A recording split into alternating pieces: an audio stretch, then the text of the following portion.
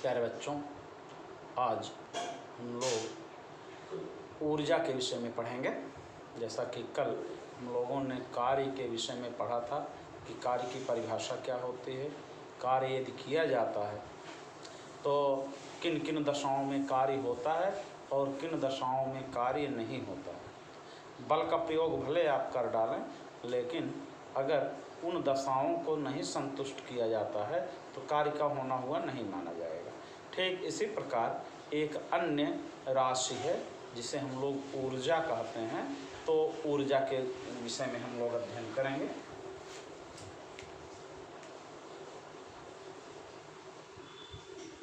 ऊर्जा अंग्रेजी में से एनर्जी कहते हैं।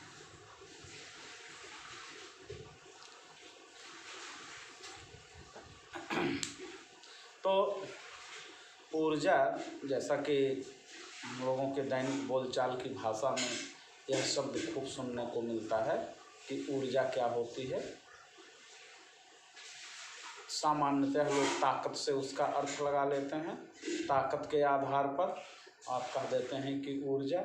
लेकिन जैसा कि हम कार्य करने की परिभाषा से जान चुके हैं कि कार्य जो है तभी होता है जब एक वस्तु में विस्थापन उत्पन्न हो जाए, यानी उसकी अवस्था में परिवर्तन हो जाए, तभी कार्य होना माना जाएगा। तो अब यहाँ पर बात ध्यान देने की है कि जो बल उत्तरदायी होता है वो कहाँ से प्राप्त होता है। जिस स्रोत से प्राप्त होता है उस स्रोत पे हमारा ध्यान जाता है और हम वहाँ से ऊर्जा की परिभाषा को निकालते हैं। तो अब जैसे मान लीजिए कि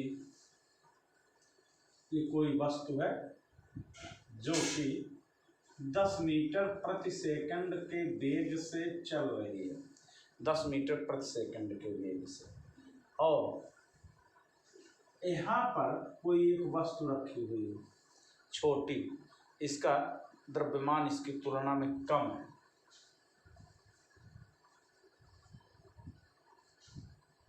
और यह स्थिर है, इसका वेग जो है ये 0 है, स्थिर है। अब ये वस्तु जा करके इससे टकराती, जो कि 10 मीटर प्रति सेकंड के वेग से चल रही है, और आप देखते हैं कि जब ये वस्तु इससे टकराती है तो टक्कर के बाद ये भी जो है वो गतिमान हो जाती है, दूसरी वस्तु भी गतिमान हो जाती है। तो इसका तात्पर्य क्या हुआ कि इस वस्तु में जो कि पहले से गतिमान है, इसे दूसरी वस्तुओं को गतिमान करने की क्षमता प्राप्त है। ऐसे ही रबड़ की डोरी में फंसाया गया कंकड़ पत्थर का टुकड़ा खींच करके छोड़ देने पर गतिमान हो जाता है और वह हिट कर सकता है, चोट कर सकता है। बारूद से भरी हुई बंदूक की गोली विस्फोट होने के बाद उसमें क्षमता आ जाती है। कैसी क्षमता? किसी कार्य को करने की। तो बहता हुआ पानी, इसमें कार्य करने की क्षमता है। इसी प्रकार सूर्य की ऊर्जा, हवा, चलती हुई हवा, ये सब अनेक ऐसे स्रोत हैं जिनके द्वारा कार्य किया जा सकता है। अर्थात हम यह कह सकते हैं कि किसी वस्तु में कार्य करने की जो क्षमता होती है उसे हम ऊर्जा कहते हैं। सीधी सी परिभाषा हो गई ऊर्जा की कि किसी वस्तु में कार्य करने की जो क्षमता होती है उसे ऊर्जा कहते हैं। किसी वस्तु में कार्य करने की क्षमता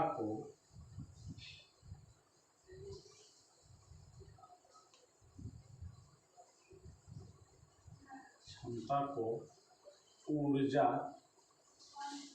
कहते हैं।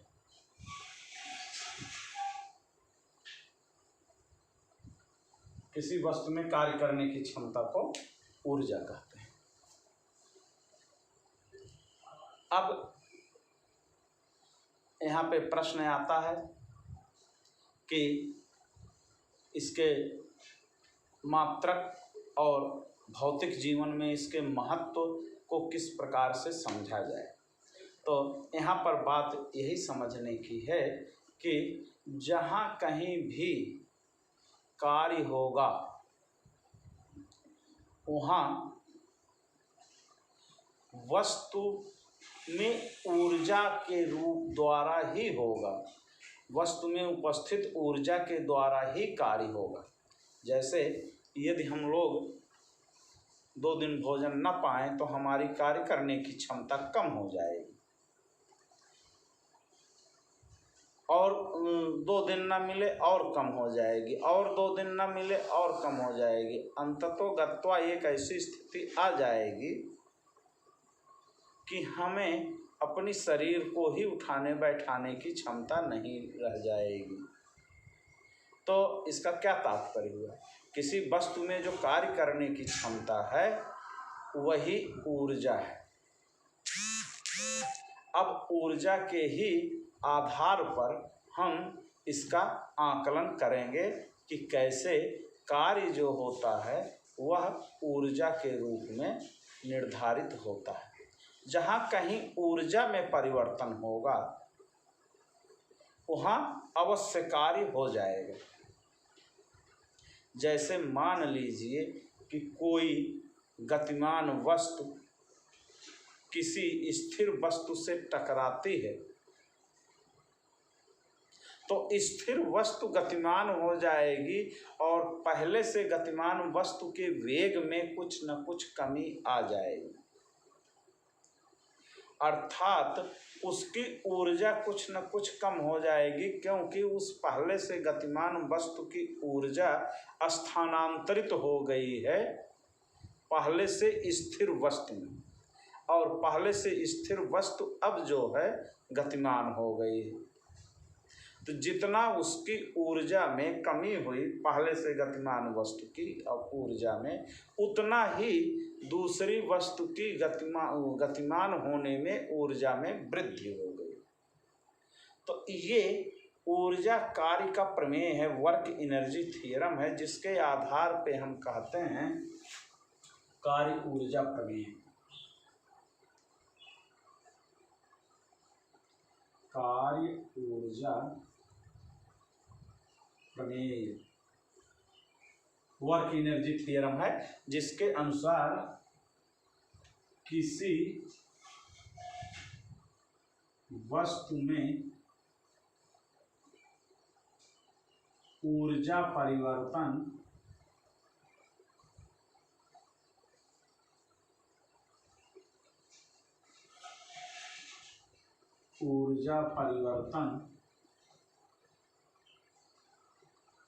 उसके द्वारा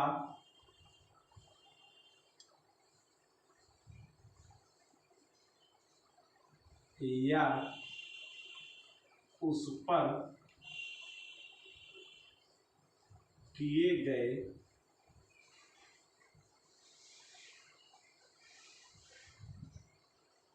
कार्य के बराबर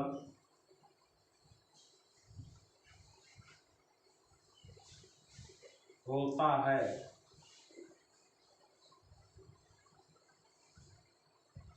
यानी स्पष्ट रूप से बात यहाँ पे समझ लें कि किसी वस्तु में ऊर्जा, किसी वस्तु की ऊर्जा में, किसी वस्तु में ऊर्जा परिवर्तन, किसी वस्तु में ऊर्जा परिवर्तन उसके द्वारा या उस पर किए गए कार्य के बराबर होता है।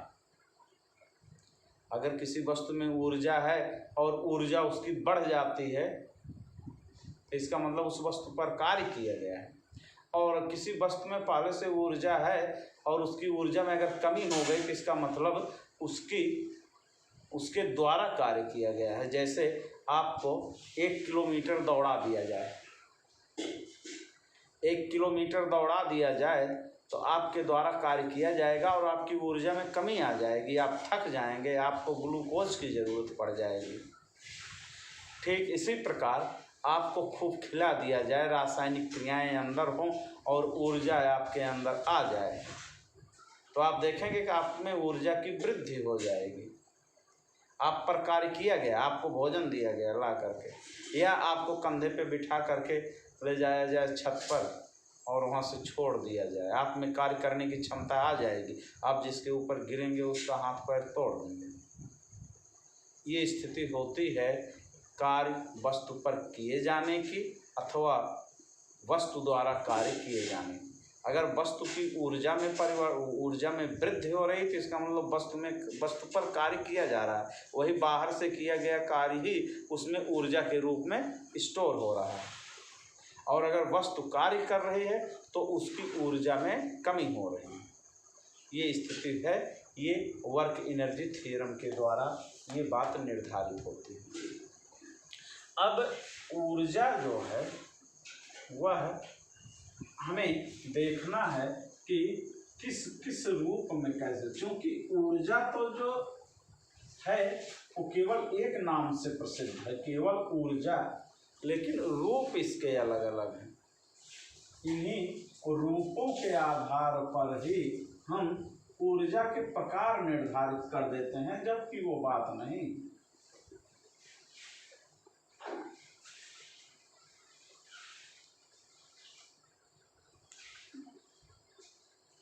ऊर्जा के रूप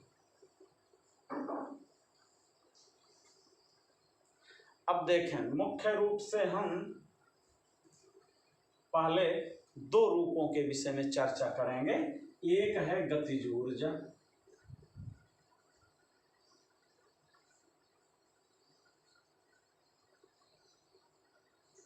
और दूसरा है स्थितिज ऊर्जा।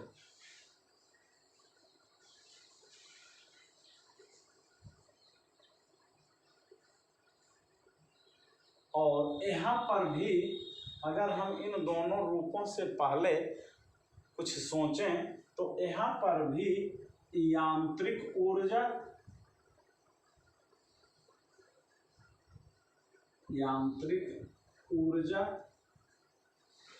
और विद्युत चुंबकीय ऊर्जा,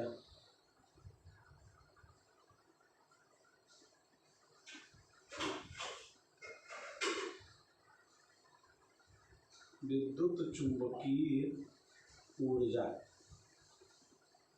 ये 2 रूप निर्धारित होते हैं यहाँ पर भी। अब इन्हीं दोनों रूपों में से यांत्रिक ऊर्जा के ये 2 रूप हैं जिन्हें हम गतिज ऊर्जा और स्थितिज ऊर्जा के रूप में देखते हैं।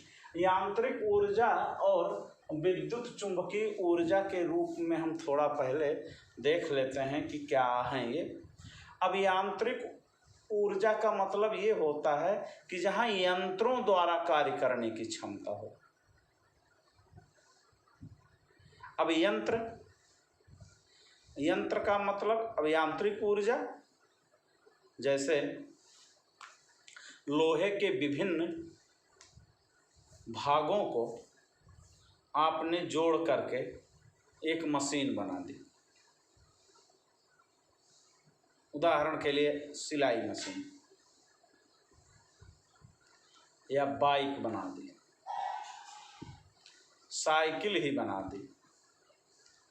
अब साइकिल में जो लोहे लगे हुए हैं, चाहे उसका रिम है, पाइडल है, चेन है, फ्री व्हील है, हैंडल है, जो भी टायर ट्यूब, इनको आप अलग करके उस पर बैठ लीजिए तो वह कार्य नहीं करेगी।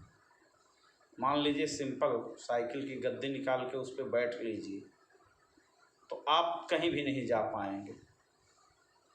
जब यंत्रों को एक निश्चित क्रम में व्यवस्थित करके उसके द्वारा कार्य करने की क्षमता प्राप्त की जाती है तो इस ऊर्जा को हम यांत्रिक ऊर्जा कहते हैं।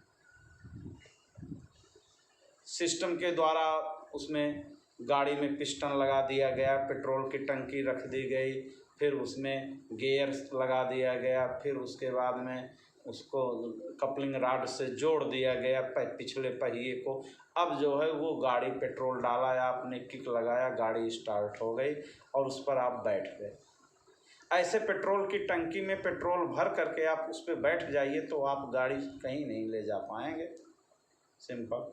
तो जहाँ यंत्रों के द्वारा कार्य करने की क्षमता होती है उसे हम यांत्रिक ऊर्जा कहते हैं। और जहाँ विद्युत चुंबकीय, यह एक अलग तथ्य है जिसके आधार पर हम लोग कक्षा 11 वगैरह में या उसके आगे हायर क्लासेस में पढ़ेंगे कि विद्युत चुंबकीय ऊर्जा क्या होती है। जैसे सूर्य से आने वाली ऊर्जा विद्युत चुंबकीय ऊर्जा, मोबाइल एंटीना या मोबाइल टावर से निकलने वाली ऊर्जा विद्युत चुंबकीय ऊर्जा है। Radio station, radio television, radar, इन सब से निकलने वाली, टेलीविज़न के रिमोट सेट से निकलने वाली ऊर्जा जो उसके चैनल्स बदलती है, इसे हम विद्युत चुंबकीय ऊर्जा कहते हैं। इसके द्वारा भी कार्य होता है। रिमोट कंट्रोल्ड स्विच आपके पंखे में लगी है, नीचे बैठे हैं आप, पंखे को उठना नहीं है, उस रिमोट से आप फैन को ऑन कर सकते हैं। गाड़ी की चाबी में लगा हुआ इंफ्रारेड इलेक्ट्रोमैग्नेटिक एनर्जी से कार के गेट के दरवाजे को खोलता है। चाबी लेकर के आप 10 मीटर 20 मीटर दूर रहते हैं, वहाँ स्विच उसकी ऑन करते हैं चाबी की, तो वो जो है गाड़ी के लॉक्स जो हैं खुल जाते हैं गेट के। वहाँ पे उस विद्युत चुंबकीय ऊर्जा के द्वारा कार्य वहाँ पर हो रहा है। तो जहाँ पर अब उसका कॉन्सेप्ट और उसका मैकेनिकल सिस्टम अलग है कि कैसे हम विद्युत और चुंबकीय क्षेत्रों के द्वारा आपस में क्रिया प्रतिक्रिया करा करके कार्य करने की क्षमता प्राप्त करते हैं, वह जो है विद्युत चुंबकीय ऊर्जा कहलाती है। तो हमें मुख्य रूप से यांत्रिक ऊर्जा के विषय में अध्ययन करना है। और यांत्रिक ऊर्जा 2 रूपों में होती है, गतिज ऊर्जा और स्थितिज ऊर्जा। तो इसके विषय में डिटेल में इसके विषय में हम लोग कल पढ़ेंगे।